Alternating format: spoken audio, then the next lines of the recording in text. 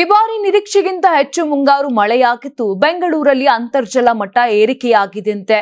ಜಲಮಂಡಳಿ ಸಹಯೋಗದಿಂದ ನಡೆಸಿದ ಅಧ್ಯಯನದ ವರದಿಯಲ್ಲಿ ಈ ಗುಡ್ ನ್ಯೂಸ್ ಸಿಕ್ಕಿದೆ. ನವೆಂಬರ್ ವರೆಗೂ ಮಳೆಯಾಗುವ ಬಗ್ಗೆ ಹವಾಮಾನ ಇಲಾಖೆ ಮುನ್ಸೂಚನೆ ನೀಡಿದ್ದು ಅಂತರ್ಜಲ ಮಟ್ಟ ಇನ್ನಷ್ಟು ಏರಿಕೆ ಸಾಧ್ಯತೆ ಇದೆ.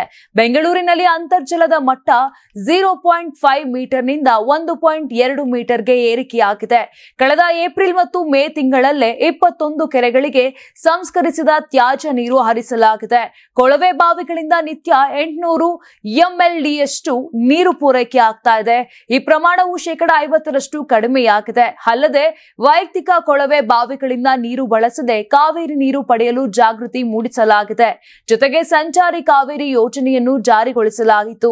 ಇನ್ನು ಬೆಂಗಳೂರಲ್ಲಿ 2.50 ಲಕ್ಷ ಕಟ್ಟಡಗಳಲ್ಲಿ ಮಳೆ ನೀರಿನ ಕೊಯ್ಲು ವ್ಯವಸ್ಥೆ ಅಳವಡಿಸಲಾಗಿದೆ. ಜಲಮಂಡಳಿಯಿಂದ ಶಾಲೆಗಳು, ಸರ್ಕಾರಿ ಕಚೇರಿಗಳು ಮತ್ತು ಸಾರ್ವಜನಿಕ ಉದ್ಯಾನಗಳಲ್ಲಿ ಸುಮಾರು 3000 ಇಂಗು ಗುಂಡಿಗಳನ್ನು ನಿರ್ಮಿಸಲಾಗಿದೆ.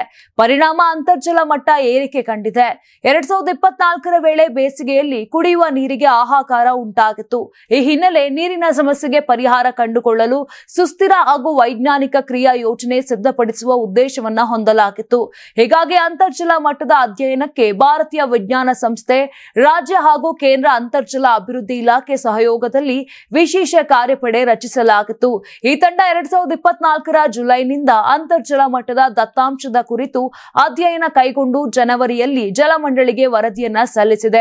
ಬೆಂಗಳೂರು ನಗರದ ಕೇಂದ್ರ ಭಾಗದಲ್ಲಿ ಅಂತರ್ಜಲ ಮಟ್ಟ ಸುಮಾರು 5 ಮೀಟರ್, ಪುರಸಭೆ ವ್ಯಾಪ್ತಿಯಲ್ಲಿ 10 ರಿಂದ 15 ಮೀಟರ್ ಹಾಗೂ 110 ಹಳ್ಳಿಗಳಲ್ಲಿ 20 ರಿಂದ 25 ಮೀಟರ್ಗಳಷ್ಟು ಅಂತರ್ಜಲ ಮಟ್ಟ ಕುಸಿಯುವ ಸಾಧ್ಯತೆ ಕುರಿತು ಎಚ್ಚರಿಕೆಯನ್ನ ನೀಡಿತ್ತು. ಆದ್ರೀಗ ಆ ಪ್ರದೇಶಗಳಲ್ಲಿ ಅಂತರ್ಜಲ ಮಟ್ಟ ಗಣನೀಯವಾಗಿ ಏರಿಕೆಯಾಗಿದೆ.